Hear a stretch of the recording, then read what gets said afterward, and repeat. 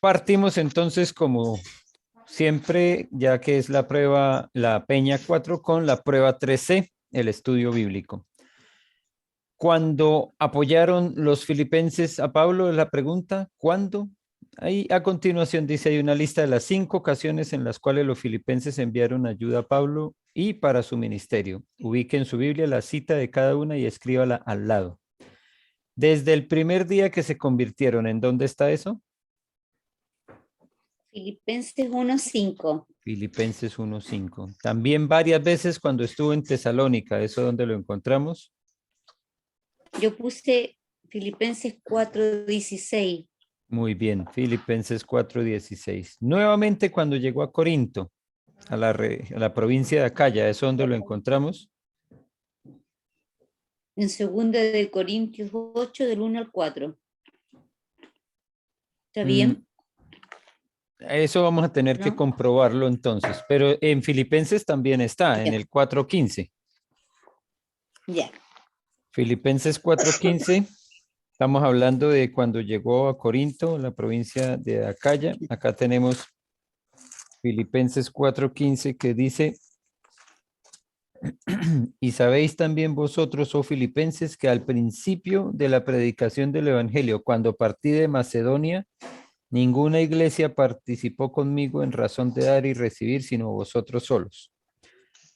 Dice Ya. que cuando partí de Macedonia, entonces nosotros ya sabemos en el proceso del viaje misionero que después de pasar por la provincia de Macedonia, ¿a dónde fue? Fue a Filipo y después a Tesalónica. Pero primero llegó a Filipo. Sí, y después de haber pasado por Macedonia, dice el texto que encontramos en Corintios que llegó a Acaya. Entonces Ya. la Ahí. pregunta es, Mitsuki, la pregunta es un poco confusa porque si nos vamos al versículo de Filipenses, pues uno diría, no, Macedonia, pero es que él está diciendo que después de Macedonia, ellos le mandaron ayuda. Y en el programa que vimos nosotros en la primera lección de cómo fue el viaje misionero, después de estar en Macedonia fue a Acaya. Entonces, por eso la pregunta es cuando llegó a Corinto, la provincia de Acaya, y nos remite ese texto. Ahora, el de Corintios. Estamos hablando de segunda de Corintios, ¿no? A ver cuál es el texto más apropiado para ver en qué momento le ayudaron. Segunda de Corintios 11:9 dice, y cuando estaba entre vosotros y tuve necesidad, a ninguno fue carga, pues lo que me faltaba lo suplieron los hermanos que vinieron de Macedonia, y en todo me guardé y me guardaré de seros gravoso. Eso es en 2 Corintios 11:9. La cita que decías, María Angélica, era en el 8, ¿qué? No, era en 8 del 1 al 4. En 2 Corintios, ¿cierto? Sí. Claro, ahí también dice, así mismo, hermanos, os hacemos saber la gracia de Dios que se ha dado a las iglesias de Macedonia, que en grande prueba de tribulación, la abundancia de su gozo y su profunda pobreza abundaron en riquezas de su generosidad. Pues doy testimonio de que con agrado han dado conforme a sus fuerzas y más allá de sus fuerzas. Entonces, claro, ahí también habla de la iglesia de Macedonia, pero más específico, el texto que podemos ubicar ahí es el de Filipenses 4:15, porque él les está hablando a los filipenses y les está diciendo, ustedes me ayudaron cuando salí de Macedonia. Ya, pastor. Vamos a dejar entonces 4:15. 4:15. El 4, que es donde dice el fondo de ayuda para los pobres de Judea, ese sí lo podemos ubicar en 2 Corintios 8, 1 al 4. Ya. Ya, pastor. Porque ese, además, el subtítulo que tenemos en la Biblia dice la ofrenda para los santos. Ese es el que nos ayuda a identificar que la ofrenda que habían recogido en las iglesias de Macedonia era para los santos, para los pobres de Judea. De Jerusalén. Ya. Entonces, Ya, ese es pastor. el Tiene texto toda que la razón. podemos ubicar en 2 Corintios 8, 1 al 4. Ya. Y en el quinto momento o la quinta ocasión en la que los filipenses enviaron ayuda cuando estuvo en la cárcel, probablemente en Roma. ¿En qué texto encontramos esa historia? Yo puse Filipenses 4:18, pero no estoy segura, pastor. Ese es, Pero todos los Filipenses recibidos 4:18. tengo abundancia espiritual. Ujú. Sí, sí está bien. Está bien, Porque a Pafrodito fue. Sí, Ujú. 4:18. 4:18 que nos está recordando que tiene abundancia en el momento que tal vez más lo necesitaba, ¿no? Claro. Momentos de estar encarcelado. Entonces ahí Pero a mí no vemos me queda claro, a mí no me queda claro el 4, el, porque en Filipenses 4:15 dice, y sabéis también vosotros, oh filipenses, que al principio de la predicación del Evangelio, cuando partí de Macedonia, ninguna iglesia participó conmigo en razón de dar y recibir, sino vosotros solos. pero ese es el 3, por eso es el punto 3, cuando llegó a Corinto, después de haber estado en Macedonia, él dice, cuando partí de Macedonia, es No, decir, ya, Filipenses 4:15. el 4:15 corresponde a la tercera ocasión. Sí, Y, perdón. y en el 4 está la de 2 Corintios 8, 1 al 4, y en el 5, Filipenses 4:18. Ya. ¿Cómo ayudaron los filipenses a Pablo? Indique 3 de las diversas maneras sobresalientes de cómo la iglesia filipense dio apoyo a Pablo y a su ministerio, indicando también las citas bíblicas.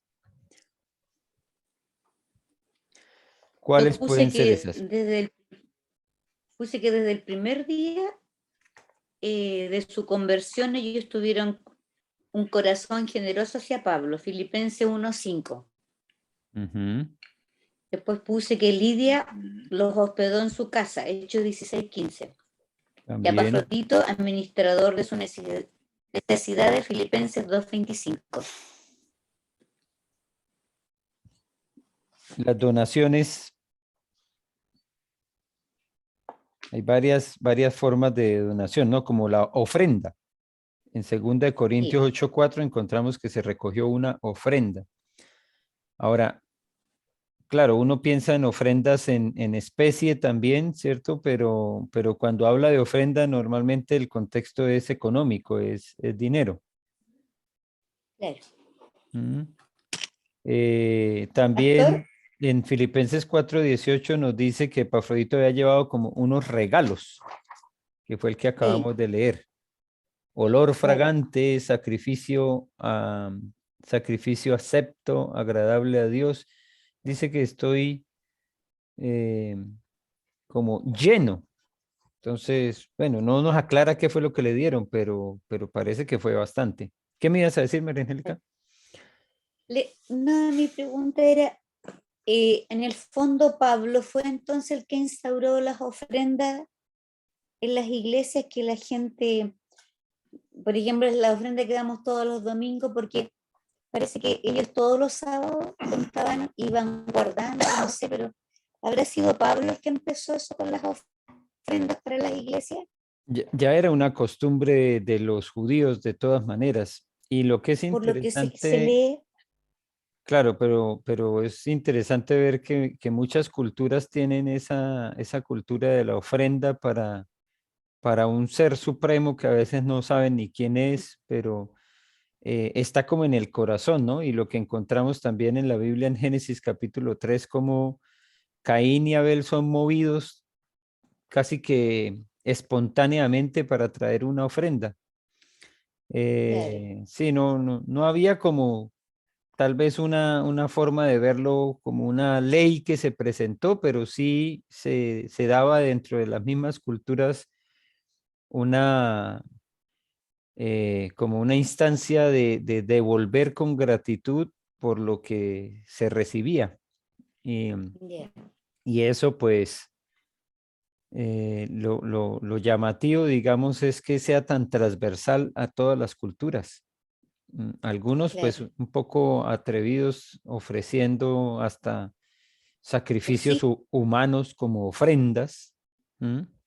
Porque vemos que algunas culturas, por ejemplo los mayas y los aztecas tenían harta cultura de sacrificios de vidas humanas, pero también en ofrendas, digamos, de lo que cultivaban, de lo que cosechaban, de lo que pescaban, de los animales. Ya. Algunas culturas tenían esa clase de, de espontaneidad sin que uno pudiera ver como una directriz tan definida. Pero sí, el apóstol Pablo De ofrenda. les pedía, por ejemplo, claro que tuvieran en cuenta a otros grupos, a otros hermanos, eh, otras situaciones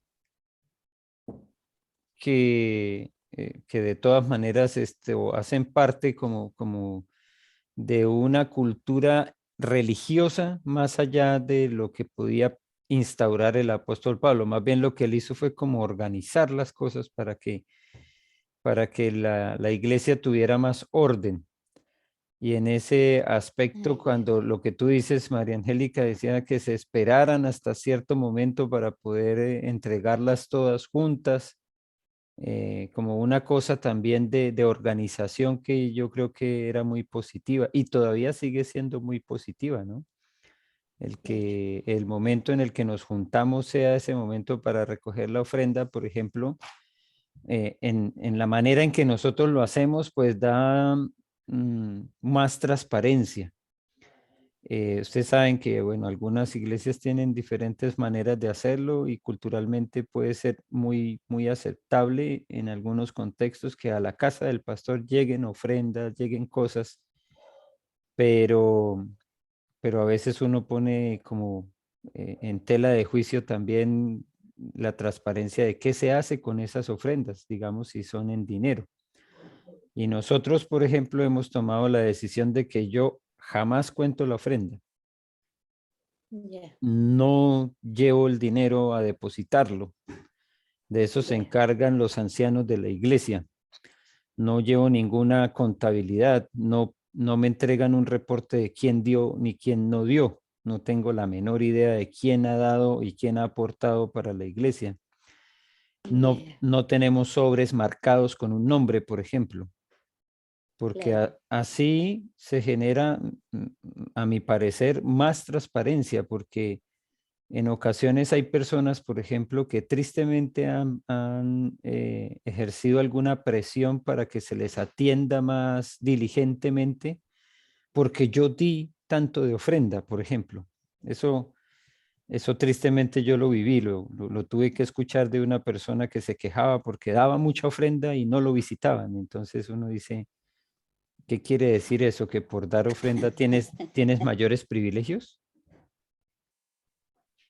Entonces, a mi manera de ver, lo que podemos nosotros hacer acá en la congregación es una bendición, porque a mí me exime por completo de saber quién es el que da y quién es el que no da.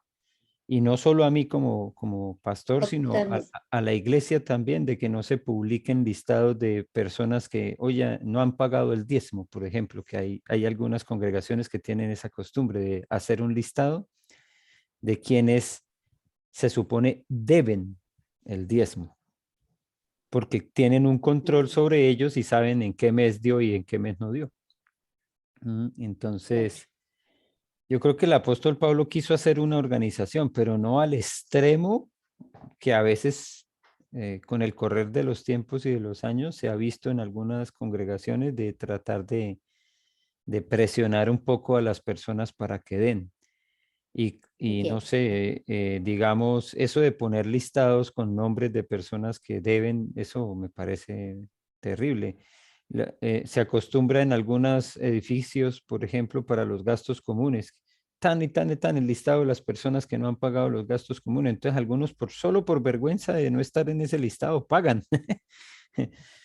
Les- Pero eh, es no es algo que sea realmente de corazón, sino es por obligación. Y como la palabra del Señor nos anima de tal forma a que demos no con tristeza ni por necesidad, sino con alegría. con En- alegría. Claro, entonces imagínate publicar un listado. La persona daría solo por no estar en el listado, no necesariamente tener alegría y tener gozo, sino hasta con mucha tristeza para que por favor bórrenme ese listado. Eso, Claro. esa es una costumbre que lamentablemente se pasó por muchos años en algunas congregaciones. Yo creo que hoy ya prácticamente está extinguido, pero Ojalá. ojalá que sí, ojalá que no se presente, pero sí, algo que causa mucha vergüenza. Entonces, las ofrendas, las ayudas que recibió Pablo, los regalos, el hospedarlo, el darle alimento, por ejemplo, fueron Curar diferentes, las heridas. Pero pastor, diversas formas de apoyarlo. Dime. pero usted ni siquiera que yo les lo he dicho antes, ni siquiera predica mucho del diezmo, porque los hermanos deben saber lo del diezmo. Sí, no es mucho, pero lo hemos hecho. Y lo que sí hacemos es que al tratar de hacer la recolección de las ofrendas, que fue algo que en pandemia nunca se hizo, ¿cierto? Físicamente, sino que todas las personas daban de acuerdo a sus capacidades, a sus posibilidades. Pero lo que sí tomamos es un tiempo para recordar antes de la ofrenda el por qué lo hacemos. Entonces, a veces pasa piola, ¿no? Pasa desapercibido del coordinador lo que dice, Sí. los textos bíblicos que a veces cita. Eso es yo creo que esa es la predicación, es la instrucción, es la enseñanza que se da con respecto al valor de dar. Pero yo normalmente en el año una o dos prédicas la dedicamos a eso. Este año tuve un poco más, fueron como tres creo en una serie. Eh, Recuerdan que hablamos de la importancia del dar con el tema del boxeo, de las predicaciones de película. Cuando hablamos Sí. de Rocky, la película de Sylvester Stallone, que decía que más bienaventurado es dar que recibir. Sí. Es- eso lo piensan claramente los boxeadores, pero claro, la palabra nos recuerda que fue nuestro Señor Jesucristo el que nos enseñó que era mejor dar que recibir. Y eso nos Amén. ubica en el contexto también del dar. Pero sí, es cierto, no hacemos énfasis, tal vez por la misma experiencia fuerte que hemos tenido en algunos contextos en los que claramente se cuestiona a la iglesia y al liderazgo de la iglesia porque también se ejerce presión sobre las personas para dar. Entonces, creo yo que es mucho más natural cuando el Espíritu Santo pone en los corazones ese deseo de dar. Y más bien nosotros nos encargamos de instruir a las personas cómo pueden hacerlo en vez de presionar para que den. Entonces, por ahí Claro. va un poco la costumbre que tenemos nosotros como iglesia, que no nos exime, como vuelvo y digo, de la responsabilidad de predicarlo también, pero la verdad es que no con tanto énfasis, eso sí, es verdad. Cuando el estudio bíblico lo amerita, cuando el texto bíblico que se está predicando lo dice, pues lo vamos a mencionar. Tampoco nos vamos a retraer ni vamos a tratar de eximirnos de esa parte tan importante que es la bendición para el que da, porque es que a veces uno dice, sí, pues hay personas que tienen dificultades económicas, pero es que la palabra de Dios es tan clara en que la persona que da siempre va a recibir. Claro. La multiplicación está asegurada, no porque la iglesia lo diga, sino porque el Señor a sí mismo lo Dios. enseñó.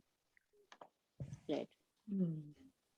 Entonces, si la iglesia no En habla, Miqueas está clarito eso, po. claro, si la iglesia no predica tampoco, o sea, si lo elimina por completo, también está eximiendo a los miembros de la iglesia de la bendición que viene cuando se da.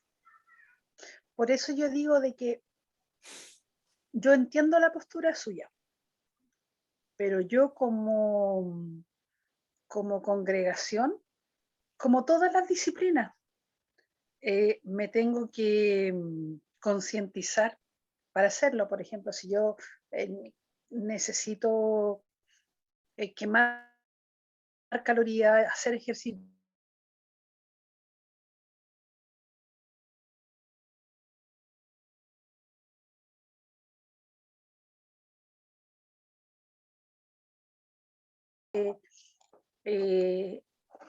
Yo siento que somos muy egoístas. Yo siento de que poco entendemos que Dios te bendice, que Dios te da para que des. Entonces, yo también lo viví, pastor, porque uno nace de nuevo y Dios te empieza a cambiar el corazón, pero en algún momento tú también piensas de que cumpliste, po, y no es así. Yo Se está bloqueando un poco ahí que la comunicación. el pastor todos los domingos o muy seguido está hablando de la ofrenda y el diezmo, la gente no le gusta, sobre todo todo lo que es dinero es como un tema bien sensible. Entonces yo creo que no se trata de concientizar, yo creo que las personas cuando saben, pero cuando Angélica, comprenden lo las que es prédicas no pueden el ser, reino de... las prédicas no pueden ser para que la gente no se moleste, po, si la palabra de Dios te Pero confronta. es que no, que tú dijiste es que hay que hacerlo más seguido y concientizar. Entonces yo creo que la gente se iría de la iglesia.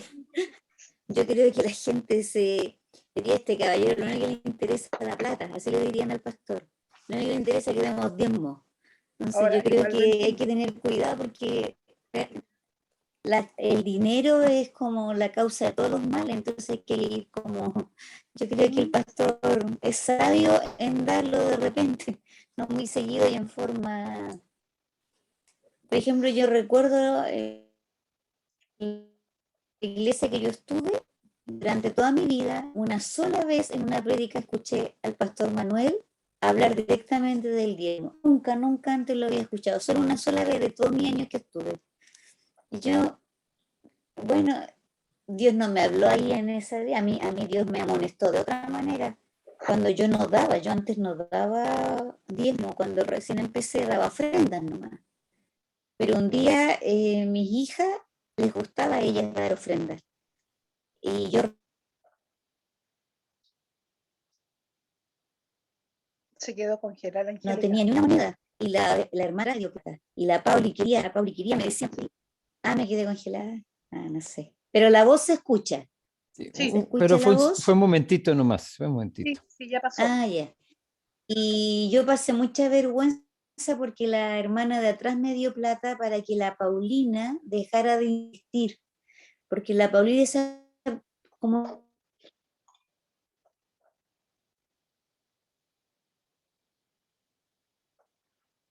¿qué trajiste? Pastor, ¿usted la escucha? Muy importante. Ella tenía 3. No, se cortó un ratito, es que está inestable la conexión de internet. A mí también, a mí en mi computador ya me salió una imagen de... Sabía que había que dar ofrenda. Ese día dije, Señor, la ofrenda la voy a tener. No puedo. Aparte, no solo diezmos. Ahí está. Cuando empieza a fallar así, en algún momento lo saca uno el Zoom porque se pone muy inestable. Esperemos que se vuelva a conectar y ahí funcione mejor. Pero sí, Mechita, o sea, no hay una fórmula perfecta. Estoy convencido que cada congregación de todas maneras tiene una dinámica, una cultura que permite a veces que con tranquilidad se puedan dar esta clase de charlas sin que se moleste ni afecte a nadie. Y hay otras que el tema es tan irrelevante porque la gente, por ejemplo, ya se ha acostumbrado y tiene una cultura ya de mucho tiempo en el que han entendido y han aprendido. Y básicamente con la reflexión que se da antes de la ofrenda, cuando algunos de los coordinadores, por ejemplo, citan textos bíblicos o hablan de la importancia del dar. Por ejemplo, a mí me llamó mucho la atención cuando Pablo en la oración antes de la ofrenda, no esta vez, sino el domingo que él coordinó en abril. Él en la oración dijo, y Señor, bendice a los que van a dar y a los que no pueden dar, permíteles tener la bendición de poder dar. Esa palabra me gustó, me encantó porque en la oración yo creo que está la mayor de las respuestas porque estamos esperando es que el Señor obre, no que nosotros obremos. En la oración nuestra expectativa es que el Espíritu Santo haga la obra y cuando Pablo dijo eso en su oración, yo decía, uy, gracias Señor, porque estoy convencido que el Espíritu Santo va a hacer pensar y reflexionar y no solamente le va a el querer, sino también el hacer a los que no han podido dar porque no saben o no quieren o no pueden. Pero esa oración es linda porque no es una invitación a obligarse a dar, sino a aprender que hay una gran bendición cuando se da. Entonces, ahí yo creo que el Señor ha estado haciendo la obra y seguiremos predicando cuando sea pertinente hacerlo y no en los momentos en los que de pronto, uy, se bajaron los diezmos, se bajaron las ofrendas, vamos ahora sí a predicar. No, cuando sea el momento y en ocasiones cuando se han entregado anualmente los reportes, nosotros no tenemos ni idea, el reporte llega cuando se entrega al final del año, pero no sabemos si este mes se dio, si el próximo va a ser mejor o el anterior fue más robusto en los diezmos, en la ofrenda, así que no estamos buscando predicaciones para reaccionar a un momento específico, ¿ya? Porque puede ser como la tentación, uy, algunos dejaron de diezmar, pues vamos a darles unas 3 prédicas para que se vuelvan a juiciar. No, sino que otra vez salió la palabra, ¿no? A juiciar. Se vuelvan a ordenar. No, sino que cuando se predica, no sabemos, puede ser que las predicaciones sobre el dar hayan llegado el mes en el que más dieron. Y después de ese mes llega una prédica. Como no sabemos, como nadie sabe si realmente está, digamos, en este momento la curva en ascenso, estable o en descenso, porque no nos preocupamos por eso, porque confiamos que el Señor se va a ocupar de todas las necesidades de la iglesia. Sí. Sí, Así que, pero de todas maneras, gracias por la preocupación, porque es importante también hablar estos temas y qué bueno que tenemos este espacio para decir las cosas con toda tranquilidad. Entonces tenemos ahí las respuestas que se pueden dar. Hay varias citas bíblicas que podemos tomar, Filipenses 1:7, Filipenses 2:19, en el 1:1. Bueno, hay varios textos bíblicos ahí que nos recuerdan todas las maneras en las que los filipenses ayudaron a Pablo. Pasemos entonces ya a la 4A, que es el tema que nos convoca, la Peña 4. Dice la pregunta A, ¿cuál de sus compañeros lo acompañó cuando Pablo salió de Filipos? Silas. Silas. ¿Cuál fue su próximo paradero? Tesalónica. Estamos Exacto. solos, parece. No, Angélica, está muteado, no te estamos escuchando.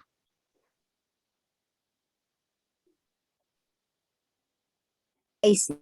Ahora sí. Ahora sí. Uh-huh. Ahora sí. Ya.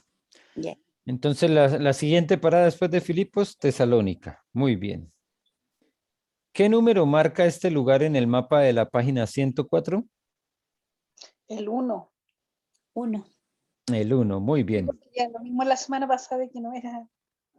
Claro, porque miramos en el mapa que se podía causar una confusión porque estaba el número y el nombre, pero el nombre no correspondía directamente a ese número, sino era al lugar que se mostraba al lado derecho. Pero ya eso quedó aclarado. ¿En qué provincia estaba esta ciudad? Macedonia. Macedonia. Macedonia, muy bien. 2A. ¿A dónde fue Pablo primero a predicar el evangelio? Y las sinagogas. Sí, la sinagoga. En la sinagoga. A la Yo puse sinagoga. la Muy primera. bien, Alfredo. ¿Durante cuántas semanas estuvo allí? 3. 3 semanas. 3 semanas. 3, muy bien. 3A. Nombre al joven de esta ciudad que se hizo cristiano mediante la predicación de Pablo y que después fue uno de sus compañeros de viaje camino a Roma. Aristarco. Ah, nombre perfecto para un hijo, ¿no?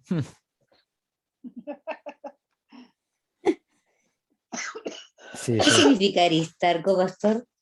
no tengo idea, pero para mí es un Como sintocayo, aristocracia. ¿verdad? ¿Cierto? Ese es uno de esos nombres Pastor, exclusivos que uno pastor, no se encuentra con otro. Sí, cuéntame.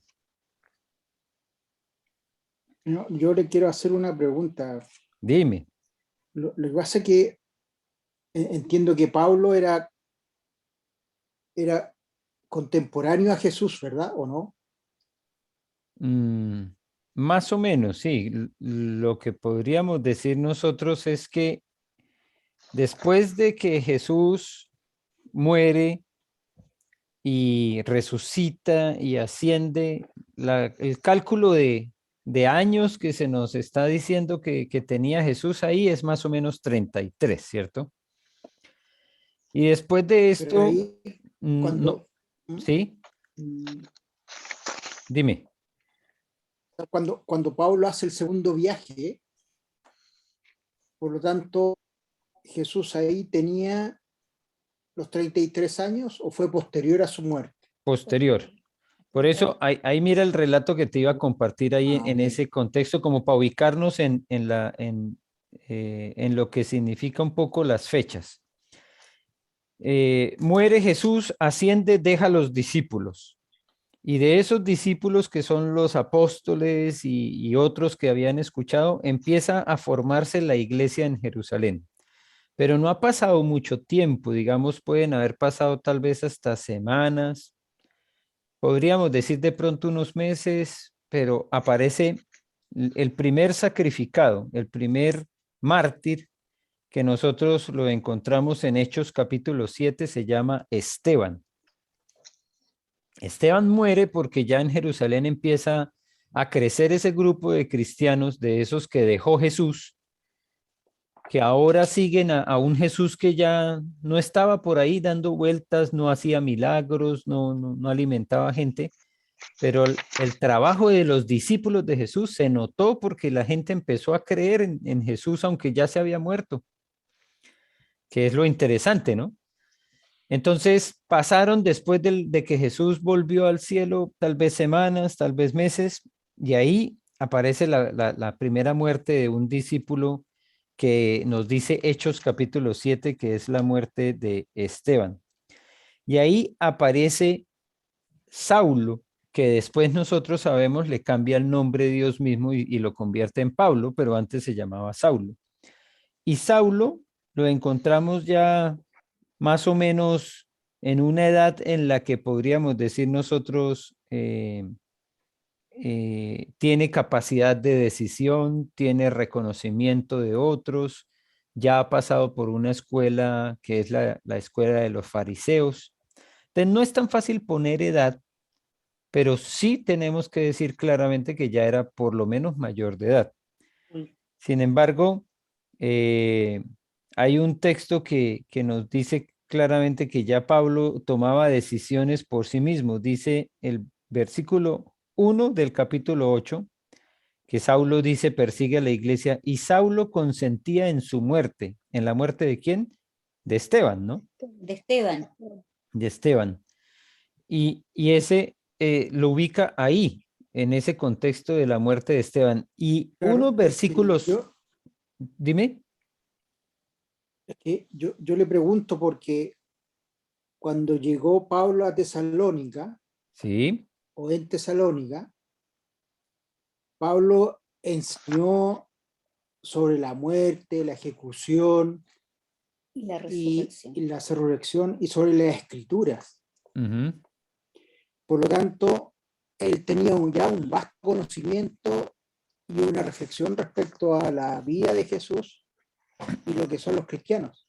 Y esa relación entonces más o menos se dio en cuántos años, desde esa diferencia, desde la muerte de Jesús a cuando ya Pablo comenzó a predicar. Las fechas más o menos empiezan a Como ubicarse 13 años parece. en las escrituras de las cartas del apóstol Pablo, más o menos desde el 50 en adelante. Si contamos la muerte de Jesús en el 33, nos pone como 16, 17 años después de la muerte de Jesús. Y es un tiempo que uno diría es prudencial para tratar de ubicarle una edad a Pablo. Pero miren, lo que te iba a decir es que en el capítulo 7, en el versículo 58, nos da una idea de más o menos la edad que tenía Pablo cuando muere Esteban. Y si Esteban murió poco tiempo después de Jesús, Fue el primer ¿qué mártir. dice el versículo 58? Y echándole fuera de la ciudad, lo apedrearon. Y los testigos pusieron sus ropas a los pies de un joven que se llamaba Saulo. Ahí lo considera joven. Y una persona joven, de todas maneras, estaba bordeando los 21 a los 24, 25 años. Ya después tenían otra clasificación, ya no eran jóvenes. Eran niños hasta los 18, por ejemplo. Pero después de los 18 ya eran considerados como jóvenes. Así que Saulo, se nos dice, cuando escribió las cartas y todo esto, estaba bordeando los 40 años, estaba bastante joven.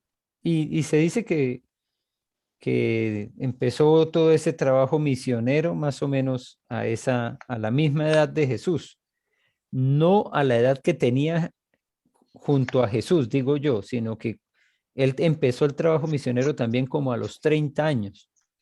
Pero puede ser que él, estando jovencito, supo de ese tal Jesús. Jovencito.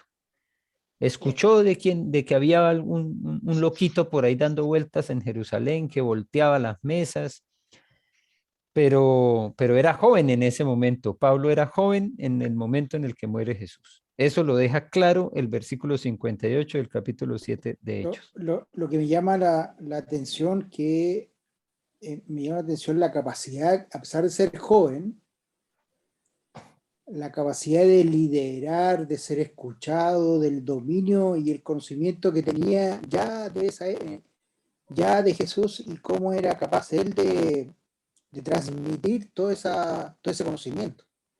O sea, era una persona brillante, un joven brillante entonces. Lo que pasa es Sí, que estudioso. no debemos olvidar que él era muy docto, pues, y él era súper capo dentro de lo que era. Cuando el Señor se le presentó, él ya tenía todo ese conocimiento, ya era muy docto en todo lo que sabía, era judío de judíos, tenía pero un currículum, por así decirlo, espectacular. Si lo que hizo el Señor fue confrontarlo, presentársele a él y obviamente darle la salvación, pero todo el conocimiento que él traía era capo. Si el gallo era judío de judíos, pues, acuérdense de que estuvo en la escuela de Gamaliel, entonces sabían muchísimo. Entre eso lo que podemos decir es que por lo menos tenía conocimiento claro del hebreo. Como era ciudadano romano, Bueno, también ya tenía conocimiento del griego, porque los griegos mantuvieron el idioma griego, koiné, no desapareció, y también tenía conocimientos de latín, que era el idioma romano. Entonces tenía las dos nacionalidades, además de ser judío, era romano. Había sido instruido en las escuelas de los fariseos, que empezaban con niños desde los 12 años instruyéndolos, imagínate. sí. Eso era un grado avanzado de conocimiento, porque pues hoy nosotros decimos, no, si los niños empiezan al playgroup desde los 3 años, están ya algunos escolarizados. Pre-kinder, kinder, y pasan después ya a la básica. Y sí, uno dice hoy día se estudia muchísimo, pero en la antigüedad la primera escuela era solo en la casa. Las mamás eran las encargadas de dar la instrucción básica. Y unos pocos privilegiados podían entrar a las escuelas. y Pablo fue uno de esos privilegiados, así que sí, tenía hartas capacidades. Y yo creo lo mismo, Alfredo, que él empezó tan joven que por eso siempre estuvo dispuesto a apoyar a otros jóvenes. A Timoteo, cuando empezó Timoteo, estaba muy joven también. Tito parece ser que también era otro joven que Pablo tomó y Marco, los instruyó. Y a Juan Marcos, pues tuvieron la mala experiencia de que Juan Marcos se fue y ya después Pablo dijo, no, ya no quiero más con Juan Marcos porque nos faltó, pero no dice que sea específicamente porque es que es muy joven, sino porque los había abandonado. mm, Entonces, él como joven que fue cuando empezó, valoró mucho también el trabajo que desarrollaban otros jóvenes y los animó, y los estimuló y los impulsó para que siguieran desarrollando también ministerio. Y eso es importante tenerlo en cuenta también, claro. Pero ahora, eso no exime a nadie, no saca a nadie, no elimina a nadie. Cualquier persona también podría dedicarse al servicio del Señor y a todos por igual es el Espíritu Santo el que nos capacita. Nunca es tarde. Hay personas, por ejemplo, que son completamente indoctas, que ni siquiera saben leer y escribir y son unos tremendos predicadores de la palabra, sí. sin saber leer y escribir. Así he conocido yo Lo que personas, pasa, pastor, que uno, dime, lo que pasa es que uno, cuando se imagina la época, o uno trata de ubicarse en esa época, uno piensa que el conocimiento está en los más adultos, sí, en los más antiguos.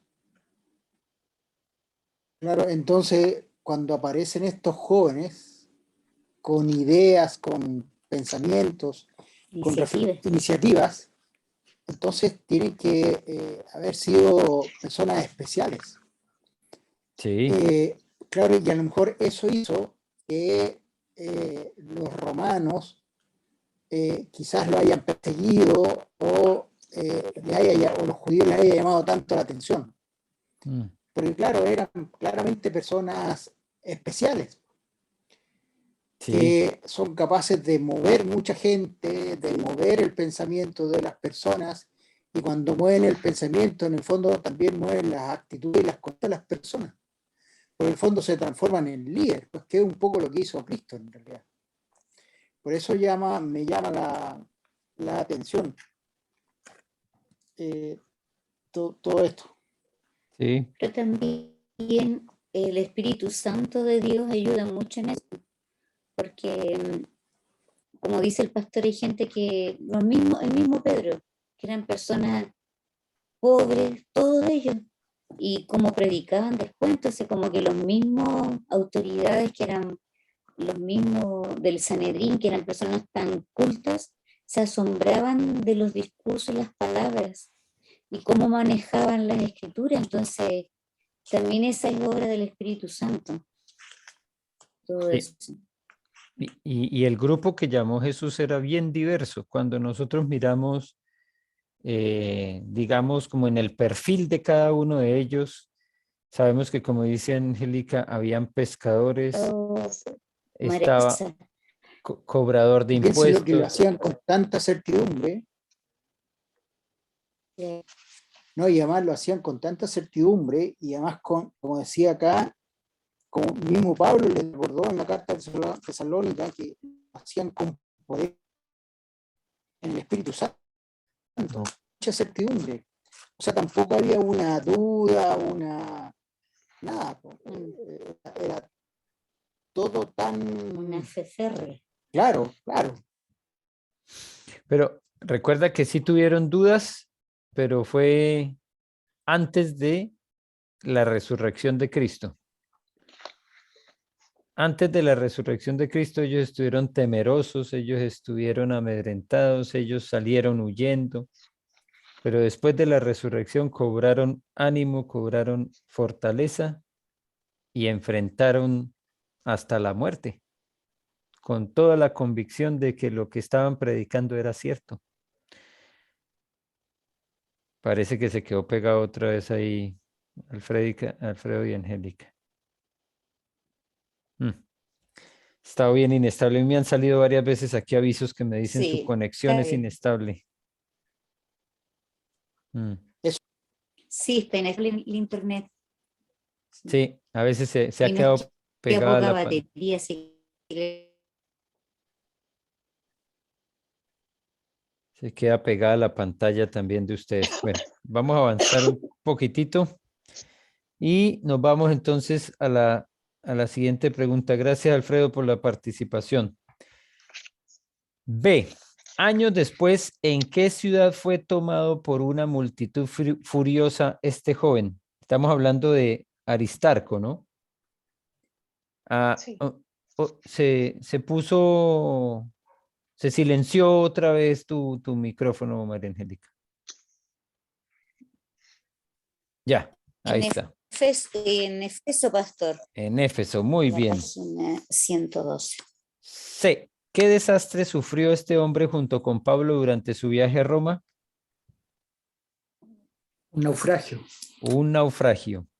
D. ¿Qué otra injusticia sufrió este hombre junto con Pablo probablemente en Roma? La cárcel. La cárcel, claro que sí. La cárcel. Sí, la cárcel. Entonces nos damos cuenta que ser amigo de Pablo también traía como sus complicaciones, ¿no? Harta. A ver. 4. Lo que A. le pasó a Jasón también.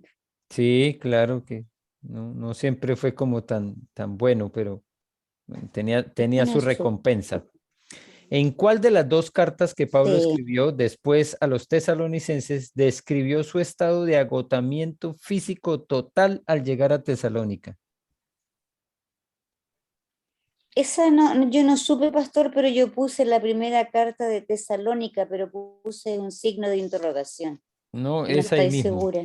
Es correcto, Yo, es en la primera carta a los Ah, tesalonicenses, ya, ya, ya. donde dicen que prácticamente pensó que estaba listo a morir, que llegó a tal punto de haber pensado que hasta podría llegar a fallecer. Eso lo dice en primera Tesalonicenses. B. Según esta carta, ¿qué le había sucedido para causar este agotamiento? Dice que había sido ultrajado. Ujú. No sé si está bien, pastor. Sí, está bien, porque hay un listado, por ejemplo, de algunas de las situaciones que tuvo que vivir el apóstol Pablo. Por ejemplo, lo encontramos en 2 Corintios 10, que habla de los apedreamientos, del linchamiento, ¿no? De la Ya. persecución. Y en ese caso, pues él dice que fue ultrajado, padeció mucho. ¿Dónde Ya. había ocurrido esto según la misma carta? En Filipos, En Filipos. ¿Y desde qué ciudad mandaría Pablo después sus 2 cartas a los tesalonicenses? desde Corintio, Desde, Corinto. desde Corinto. Sí. De Corinto o Corinto. Corintio, Es Corinto. Corinto. a Corinto, Corinto, Ujú. puse Corinto. Corinto. Vamos a la 4B. ¿En casa de quién alojó Pablo mientras estuvo en Tesalónica? De su cuñado Yason. Jasón, Jasón, Jasón, sí. Su cuñado se llama Yason, ¿cierto? Sí, pero no le ponen tilde, entonces por eso le dicen Jason. Jason. Ya. Ya me acordé de él cuando estaba haciendo esto. Ah, qué bueno. 2. Pablo pagó el costo de su estadía allí. ¿Cuáles fueron las 2 fuentes de ingreso que tuvo para hacer esto? Él trabajaba él, haciendo paz y recibía donaciones de la iglesia de Filipo. Así es. Pero también estuvo trabajando haciendo carpas, ¿no? O tiendas de campaña. 3A. ¿Quiénes atacaron la casa donde alojaban Pablo y Silas? Hombres los ociosos. judíos celosos puse yo. Yo puse hombres ociosos. Dice que era una turba de ociosos, así que bueno, no. no se han acabado esas turbas de ociosos, porque yo me pongo a pensar, ¿quiénes son los que causan todavía tantos desmanes todos los viernes allá en Plaza Italia? Los ociosos y O los si- malos. Tienen que ser ociosos, porque de alguien que esté ocupado, que esté trabajando, pues no se va por allá. Con los B, Exactamente. ¿quiénes los instigaron? judíos. Los judíos. Esos sí eran los judíos celosos, fueron los que instigaron a los ociosos para que fueran e hicieran ese ataque. O sea que Cuat- lo tenía al revés. Sí, no, más o menos, sí, más o menos. Estaba relacionado lo uno con lo otro. 4A, ¿a quiénes encontraron en la casa? Jasón y a otros cristianos y a Ujú. otros hermanos Al dueño de casa y otros creyentes, claro. ¿Y a quiénes no y otros encontraron en la creyentes. casa? Ni a Pablo ni a Silas. Que era por los que estaban yendo, por los que, a los que estaban buscando realmente. 5A, ¿ante quiénes llevaron a sus cautivos? A las autoridades. ¿Y qué tuvieron que hacer para conseguir su libertad? Pagar una fianza. 6A, ¿a dónde fueron Silas y Pablo ahora? A Berea. A Berea. ¿Y cuándo salieron de Tesalónica? Salieron de noche ¿Por qué? porque lo estaban buscando, persiguiendo. Mm, no, no porque, Porque a ellos querían, sí, ¿ah? No, claramente no no, porque fuera el mejor horario.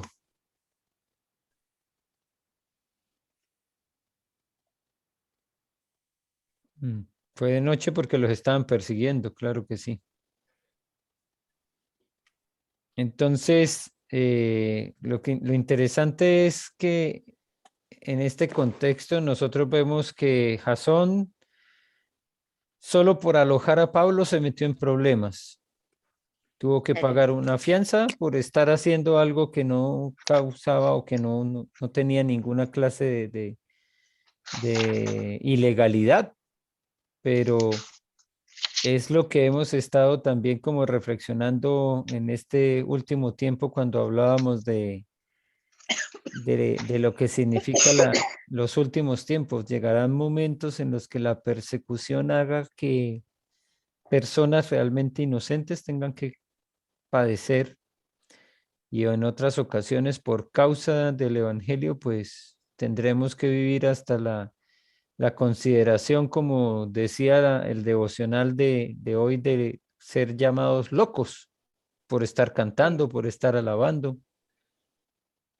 A veces hay algunos costos que hay que asumir por causa también del evangelio, de seguir a Cristo. Y Pablo, pues lo tuvo que vivir en carne propia, pero no solo Pablo, sino Aristarco, que estuvo con él y lo acompañó, Silas, que estuvo también en la cárcel con él, y hasta Jasón, que solamente por alojarlos tuvo que sufrir las consecuencias también de lo que era estar dispuesto a servir al Señor. Así que es bueno saber esto, no porque tengamos que sí o sí padecer nosotros, no, tal vez no nos pase nada, pero creo que se conecta muy bien con la palabra que compartíamos el domingo y lo que sí siempre será una alternativa, quedarse absolutamente quieto, no hacer nada, no participar en nada, no estar dispuesto a hacer algo, a ayudar, a aportar, a participar en lo que son las actividades de la iglesia y no creo que alguien te vaya a censurar ni a criticar y no vas a estar en problemas por no hacer nada, ¿no? Pero lamentablemente la realidad es que el que no hace nada, pues tampoco crece, tampoco avanza, tampoco se desarrolla y tiene un crecimiento espiritual. Entonces, el tema es que el que está buscando crecer, el que está trabajando, el que está actuando, el que está sirviendo, pues a ese le van a caer algunos de esos dardos que lanza el enemigo a ese le van a tocar también enfrentar algunas pruebas, algunas dificultades, llegarán las tentaciones. Rechazos, Entonces, envidias. los celos, las envidias, todo eso es normal para el que se está moviendo. El que está quieto, no le van a ladrar los perros, pero apenas se ponga uno en movimiento, empiezan a ladrar los perros. Pero el que está quieto no tiene vida, po. El que está quieto, si lo analizamos y lo llevamos al contexto de movimiento y hacemos un paralelo con la sangre del cuerpo humano, si la sangre está quieta, la persona está muerta y empieza a podrirse el tiro. Lo mismo que el agua. Entonces, si la sangre está en movimiento, lleva oxígeno, lleva nutrientes, lleva de todo para que el organismo esté bien. Pero si no está es porque está muerto. ¿Sí o no? Sí, Sí, eso dice el Señor. mm, Hay muchos sí. que están muertos en vida. Y es lo que pasa con la persona que no conoce a Cristo. Como está muerto espiritualmente, uno diría, pero ¿por qué no se da cuenta de lo que está pasando en su vida, de su situación espiritual? No, pues, ¿de qué se da cuenta un muerto? De nada. La palabra dice que están muertos espiritualmente, entonces no tienen conciencia de lo que son, de lo que hacen. Eh, por ejemplo, lo que estamos hablando el domingo de estos ciclistas que se profesionalizan y no pueden estar por ahí de carrete en carrete, ni estar trasnochándose, ni bebiendo licor. Ellos saben en lo que están y por eso cuidan su propio cuerpo, cuidan su organismo, porque saben que lo van a someter a un estrés grandísimo, a a un esfuerzo tremendo. Pero el que no es consciente de eso, pues no le preocupa seguir dañando su cuerpo, contaminarlo, intoxicarlo. No, más bien como por ejemplo tenemos el proverbio 23, a mí me impacta mucho ese proverbio 23 porque habla del curadito, del borrachito, y dice que el borrachito bebe y se siente mal, trastabillea, dice que está como si estuviera en el mástil de un barco que se mueve para todos lados, dice, se cae, no lo siente, lo golpean, ni se da cuenta. Pero lo terrible es que al final de esa descripción dice, y al día siguiente lo volverá a buscar. ¿De quién está hablando? Del licor, ¿no? Volverá a buscar el licor. Entonces uno dice, qué grado de inconsciencia tan terrible, ¿cómo no se le ocurre pensar, me estoy gastando mi platita, me estoy dañando el hígado, me estoy afectando mi propio cuerpo? No, eso, ¿cómo lo va a pensar si está muerto? Si un muerto no piensa. Espiritualmente. Entonces es lo normal, un muerto espiritual, Espiritualmente, claro. claro, está muerto espiritualmente, entonces no va a haber ninguna de esas consecuencias, a no ser que el Espíritu Santo le muestre. Y lo Y otro, pastor, que eso también que nos ayude a no juzgar a las personas, porque caemos siempre en enjuiciar a las personas. Muy rapidito. así es, porque claro, están viviendo una situación en la que lo que nosotros tenemos es que orar por ellos, para que el Espíritu Santo les muestre, porque como dice Meche, si están estancados, si no están moviéndose, están como muertos. ¿Y qué es la expectativa que pueden tener?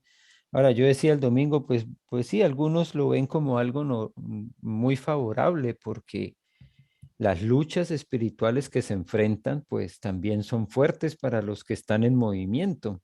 Como mostraban las imágenes, los que se caen son los que están corriendo. La, la persona que está ahí, ¿ustedes han visto esas bicicletas que las ponen sobre las estáticas? Sí. ¿Y qué posibilidades de accidente tienen ahí? Alguien ahí tiene que ser realmente muy, digamos que muy brusco en la forma de moverse para que esa bicicleta estática se tenga un accidente, pero ahí normalmente va a estar ahí tranquilo. pero los que están rodando, los que están como este muchacho que se estrelló tan fuertemente contra un bus, Egan Bernal, los que están en el entrenamiento, los que están en la competencia, esos son los que están en riesgo. Y normalmente en su cuerpo tienen todas las cicatrices de lo que han sido los golpes, las caídas. Entonces, así es lo mismo con la vida espiritual. Estos hombres como Aristarco, como Silas, como Pablo, lo que nos enseñan es que por estar sirviendo al Señor tuvieron que enfrentar esas situaciones. ¿Qué vimos hoy?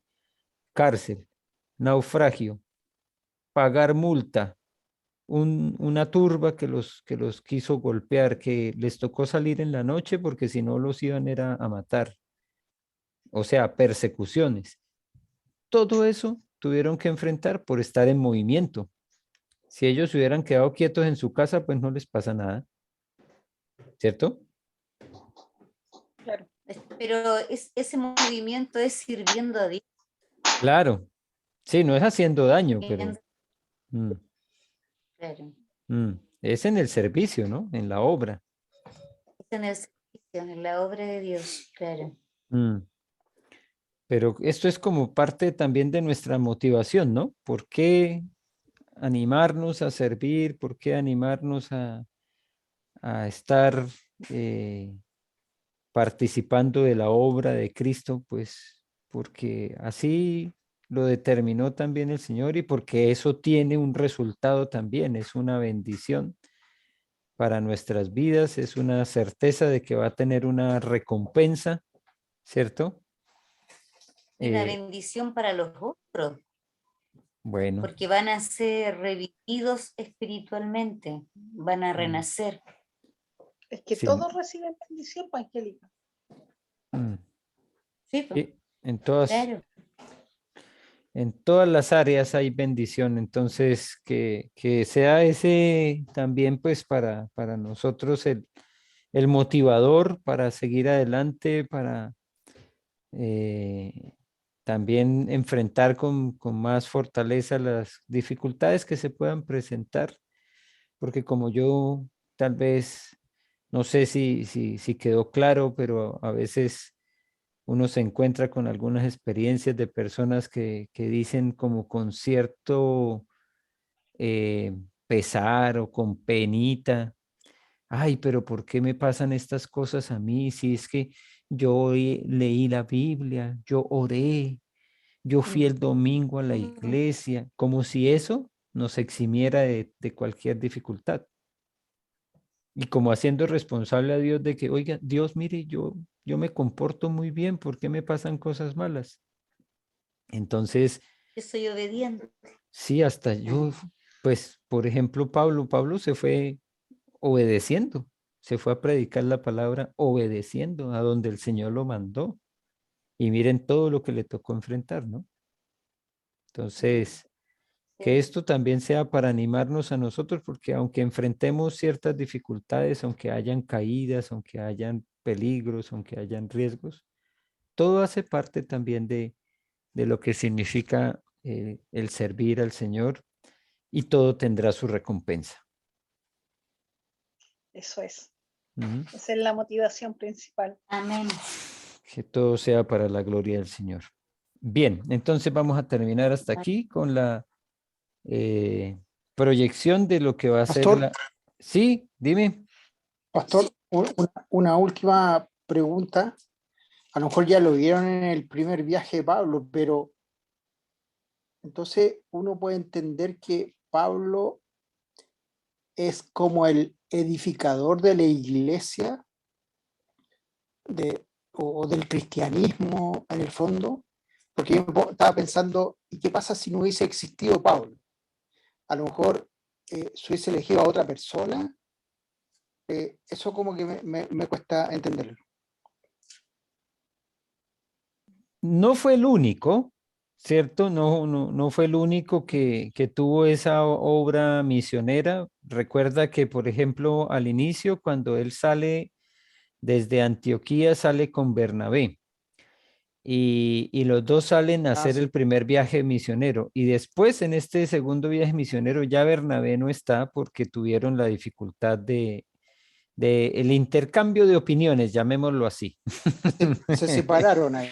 Se Claro. separaron. Entonces, y nos dice que Bernabé también partió a seguir cumpliendo con la obra misionera. Entonces, esto que pasó, que el apóstol Pablo de todas maneras pudo plasmar en los libros, en los escritos, ayudó mucho para darle sentido a la obra misionera que él tuvo, pero no podemos descartar que otras personas también cumplieron una labor misionera. Por ejemplo, eh, yo vi un programa, ¿en dónde fue eso? En History Channel, creo que fue, o en Discovery, ya ni me acuerdo, pero esos canales que a veces tienen programas buenos, a veces. Y estaban haciendo un análisis del desarrollo del cristianismo en Etiopía, con documentos verídicos de la historia de Etiopía y con hallazgos arqueológicos de Etiopía. El primer siglo que nosotros conocemos como después del nacimiento de Cristo, los primeros 100 años, es decir, entre el año 33 después de Cristo y más o menos el 90, hay hallazgos arqueológicos que plantean un crecimiento y un desarrollo del cristianismo en Etiopía impresionante. La conformación de iglesias estructuradas donde se reunían los cristianos, todavía hay hallazgos arqueológicos sobre eso. Entonces uno dice, ¿cómo entender que hubo un desarrollo de esa manera en Etiopía? ¿Cuántos creyentes llegaron a Etiopía? ¿Cuántos apóstoles se fueron para Etiopía?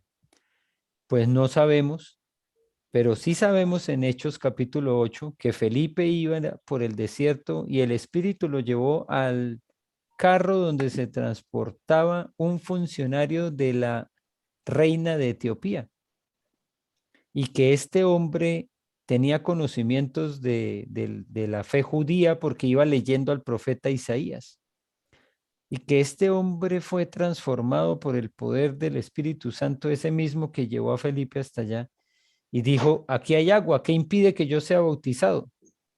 Ese hombre fue bautizado y dice el texto de Hechos capítulo 8 que él siguió su camino para donde iba, que iba para su tierra, para Etiopía, y Felipe fue llevado por el Espíritu a otro lugar. Entonces, ¿cómo no poder entender nosotros que este creyente, este cristiano que se bautizó en el camino, camino a Etiopía, y que el que lo bautizó fue Felipe, que era uno de los diáconos de Jerusalén, no era ni siquiera uno de los apóstoles, era uno de los diáconos que encontramos en el listado que se hace de diáconos ahí en Hechos capítulo 6, ¿cierto? Ahí tenemos la lista de los diáconos, de aquellos que fueron escogidos para servir. Uno de ellos, el primero que murió, que fue Esteban también, ¿cierto? Este Felipe que predicó la palabra a un etíope y la historia nos cuenta que en Etiopía hubo crecimiento fuerte del evangelio, por lo menos en el primer siglo.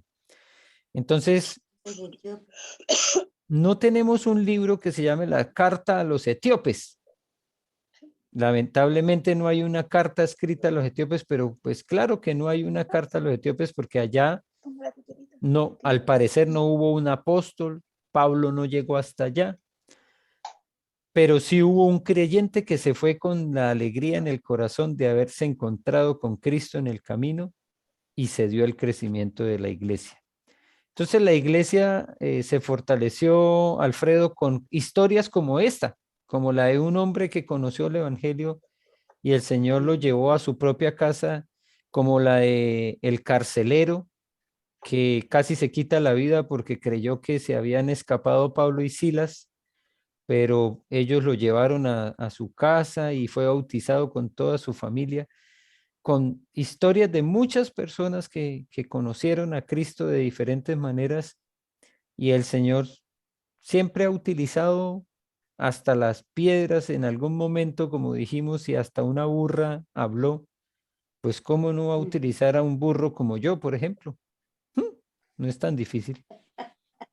Entonces el Señor se ha hecho de los obreros que él necesita para llevar la palabra a diferentes lugares. Todavía hay algunos lugares donde claramente no ha llegado la palabra, porque hay culturas, por ejemplo, que son completamente cerradas.